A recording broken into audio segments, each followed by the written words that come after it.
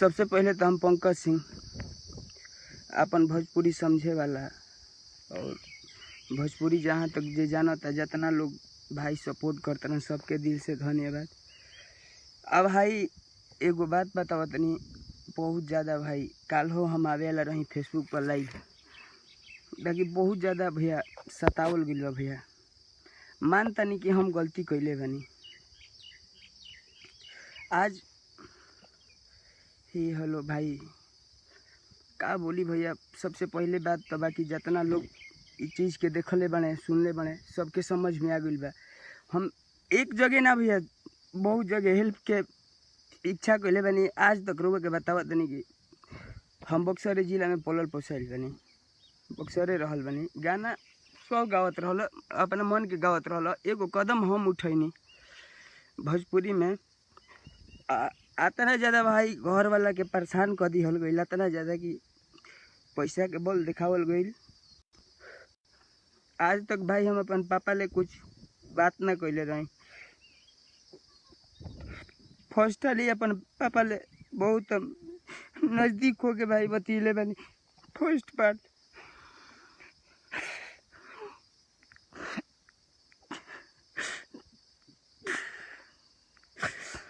भाई पहला कलाकार रहे का ऐसा कि मैंने भोजपुरी में पहला हाली काम भइल रहे। हम गलती के बाद वो जब जान गए नहीं कि हमारी चीज़ वायरल हो गई बा, हम गलती हमारा ले हो गई बा। हम कुछ का बोली भैया पहले तो समझ में नहीं खेवत। लोग भुला जाता भैया कि स्टार्टअप में का कैले बा। काल हम लाइव आवेला रही मतलब इतना पैसा के जोर देखावल गई, इतना मतलब इतना बड़ा बड़ा पद ले फोन आवे लगल हमारा पर। कोई हमारा आगे पीछे ना रह भैया। हम अकेले काल तक तो अकेले रही। आज इतना भाई के प्यार मिलल बा आ सब कोई समझ चुकल बा कि कांड का होती है। ये बताई आज तक हम अपना पापा ले या अपना गर्जीवन ले जहाँ तक मात्र हम अपना डोइया गांव जहाँ हमारा डोइया गांव है ऐसे हम दुल्लापुर में पलल पोसाइल बानी भैया। बक्सर जिला में दुल्लापुर गांव में हम पलल पोसाइल बानी। डोइया में मात्र हम भर लॉकडाउन में 1 महीना रहल रही भैया।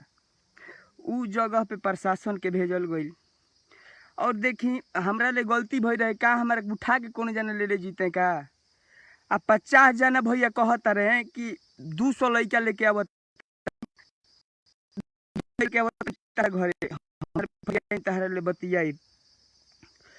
लेकिन भैया एगो चीज याद करी का हम ही कैले बनी। हमार बहन के नाम काजल है, तू गाना उतार दो। हम नाम ना लेम, आज केहू के नाम ना लेम। हम आपसी जोड़म आपस खाली हम आपन बात रउआ सब ले रखम और रउआ सब ले ई बात हम अतना खाली हम आपन बात बतियाई। हमारा केहू के मैटर में नहीं के पड़े के भैया। जितना हमारा के जनता अब चाह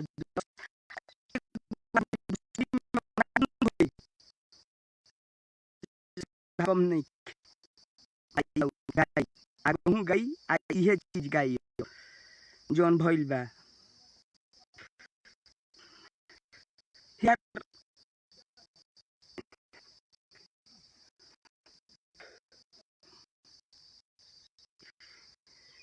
सबसे पहले तो हमारे आज के डेट में जे भाई मिल हम लाइव देखता रहे लाइव बात करते हम सब ले बतियातनी। थैंक यू एकदम सही। रोशन भैया बताओ भैया अगर हमारा में गलती हो के तो तू गईले बड़। तू तो यार कौन गत पर नहीं गिर गई।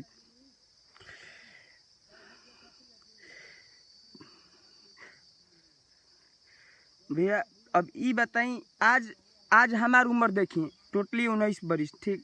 आज हम गलती कैनी आ वो हमारे के केहू उठा के भैया ले जाए कि कोनो जाने की हिम्मत ना रहे भैया। बहुत मतलब हमारा पुलिस प्रशासन के पैसा इतना दे देवल रहे कि हम अकेले लड़का भैया पूरा मतलब कि हम परेशानी में पड़ गई। घरे कोई के पता ना रहे, एक बाइक सबके पता चलल, सब देखलस ये चीज़ हमार भाई। धन्यवाद सबके धन्यवाद। आ ई हम कॉल रिकॉर्डिंग रखले बानी निमन निमन धूर्त के कॉल रिकॉर्ड रखले बानी जे कहता कि मतलब हम नहीं की चीज़ में हम नहीं की कैले सबके हमारे के कॉल रिकॉर्ड पड़ल बा। आ रउआ भैया एगो बात बोची कि 19 बरिस के पंकज सिंह है तरी छतिया पीट तरन रउआ सबके खाली एथी ले एगो बात कही भैया तो हमारे लिए बहुत बड़ अपराध भई रहे, बहुत बड़ अपराध कैनी हम। माफी मांगे भैया हम गई रही, माफी मांगे हम गई रही, हमारा के यहाँ कोई ना आई रहे। अब माफी मांगे गईनी भैया, हमारा के फोन ले पूरा बात हो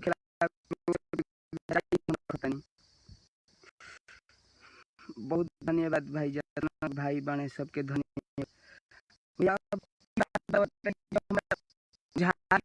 पैसा के जोर पर हमरा के बर्बाद कर दिहल जाई, हमरा के जान से मार दिहल जाई। हम का कहनी कि एगो हमार पर्सनली दुश्मनी रहे, एगो डिजिटल के मैनेजर हमें उनका ले जे कि हमारा हम जब मतलब हमार गाना हम कमजोर देखे आज हम सब कुछ सब के चलते हम बोल रहे नहीं।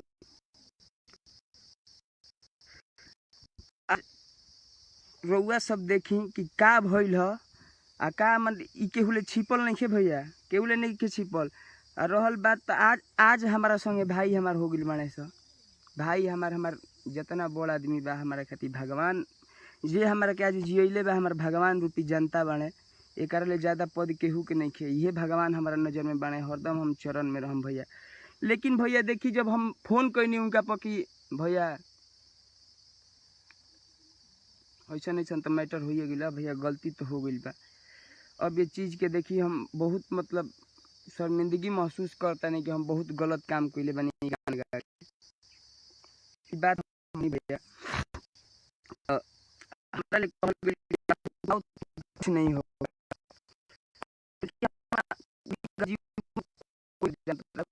भाई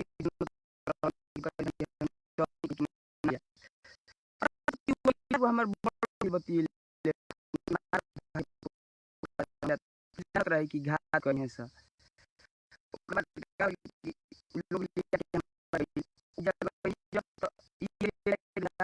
सबके फोटो दिखाए। अभी हम मतलब आवे वाला बानी लाइव रिकॉर्डिंग या फोटो दिखावे खातिर निमन निमन धूर के। अभी तो हम रिकॉर्डिंग ये खातिर आइल बानी कि हमारा भाई खोजत रहन जा, हमारा के भाई खोजत रहन जा कि कहाँ पे हो तुम, कैसे हो, जहाँ पे है सही है भैया।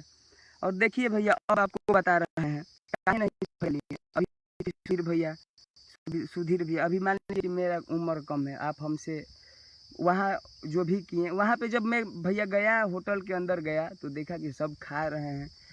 उसके बाद मैं उस चीज़ को केयर नहीं किया कि क्या हो रहा है मेरे साथ। ये बोले कि पानी पियो भाई, बैठो पानी पियो। तो हमारा इनका नाम हम किसी का नहीं लेंगे, आप लोग जानते हैं कि कौन क्या है।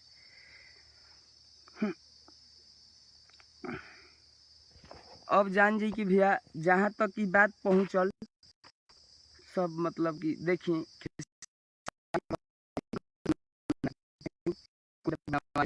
केहू कुछ कर दिल बा, केहू कुछ भी कर सकता। और हम लाइव में कहता नहीं भैया, अगर हम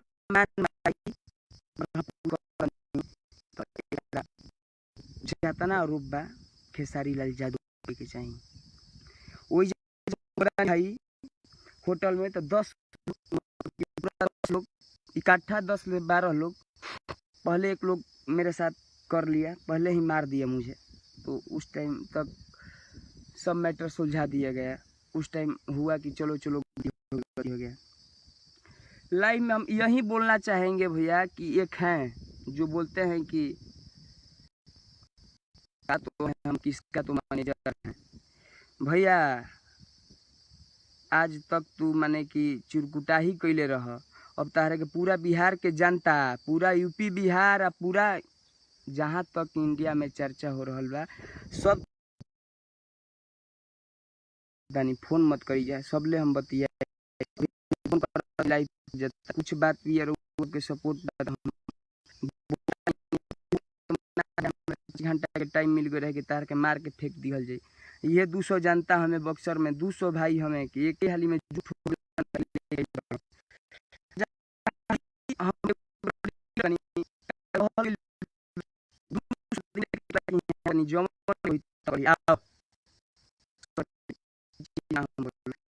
भाई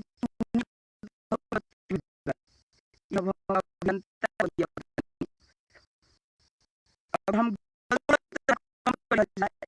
और तारे के भाई कब करती तू हमारे सहे तो भाई गलती भरा गलती कोई ना हो के चाहे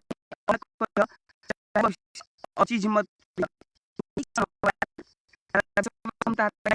बनी तू जा 10 आदमी रखले बड़ा 10 आदमी हमारा एक लइका आ जतना चीज बोलल बा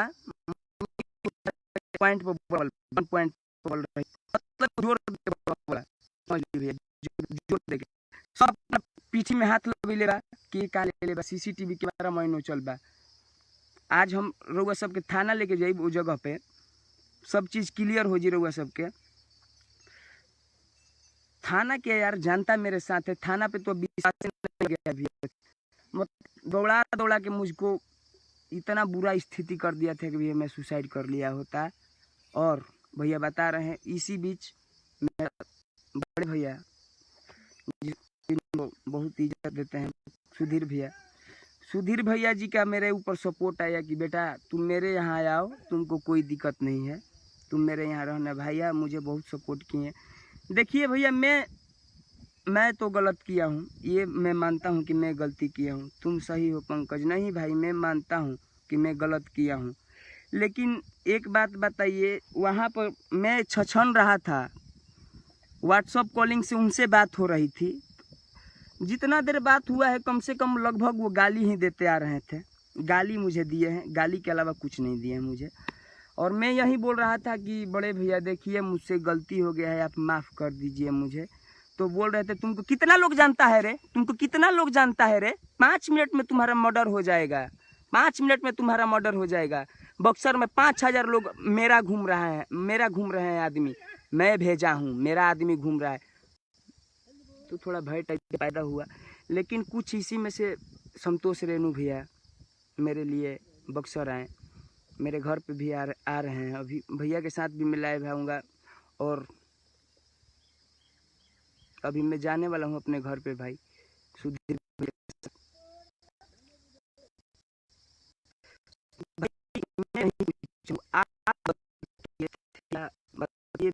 मैं गलती खाली हम गलती करता नहीं भैया, खाली हम ये बात चाहता नहीं भैया। विवादित गाना के ले रहा है, हमारा पर्सनल दुश्मनी बा काजल नाम के गाना ले हमार बहन है, गाना उतरे के चाहिए। हमारा पर्सनली दुश्मनी बा नीलुआ के नाम ले, नीलुआ मेरी इतना जनता है किसी की भी बहन है। एक बात हमको बताइएगा, वो जो बोलते हैं मैं बहुत बड़ा स्टार हूँ,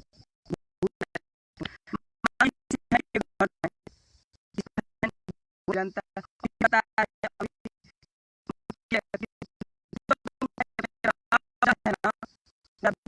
देंगे और जहाँ तक की बात है पूरा विश्व हिला देंगे और हम बैठेंगे। क्या बोले थे, याद नहीं पड़ रहा है, मैं कॉल रिकॉर्ड करके मैं अपने भाई पे मेरा वो व्हाट्सएप का बटन टिप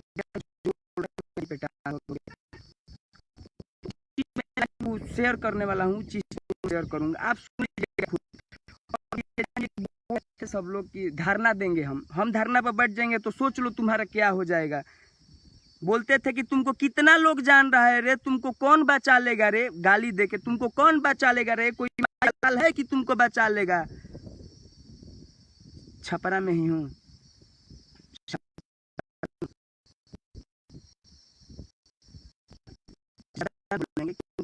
बोलता नहीं है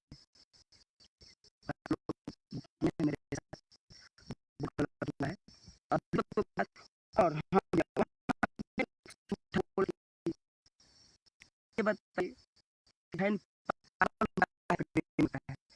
किसी का फैन है भैया, का 1 लाख भैया है, क्यों नहीं टक्कर भाई, क्यों नहीं लेते हो भाई, ले तो लिए थे भाई, क्या हुआ, क्या गति हुआ। मानो भाई की गलती होता है, आपसे भी हुआ है, मुझसे भी हुआ है। और मेरे डोइया मेरा मतलब कि मेरे जो गाँव है जो डोइया पे, इन लोगों ने पुलिस भेजा और टोटल चीज मजबूर करके बुलवाया है, इज्जत उछाला है। मेरे पिताजी मुझसे इतना तक बोल दिए थे कि तुम बहुत गलत किया है। ऐसा ही बात है कि मैं गलत किया, लेकिन पिताजी ध्यान है। पिताजी कहते हैं कि कोई एक लोग खत्म करने पे गया है। आना, मेरा ख्याल बाद में 200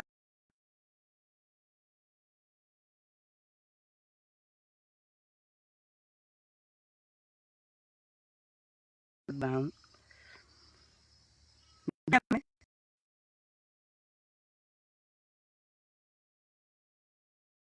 तो रेनू भैया, मनोज आर पांडे भैया, अरे लेवल के लोग हैं भाई, लेवल के लोग हैं। नहीं आट नहीं सकते भाई, वहाँ पे नहीं आट सकते भाई, नहीं आट सकते,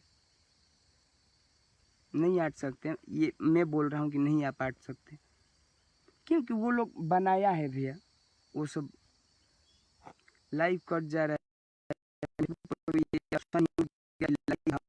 आज भी नहीं लाइव पोस्ट कर गए भैया, मुझे परेशान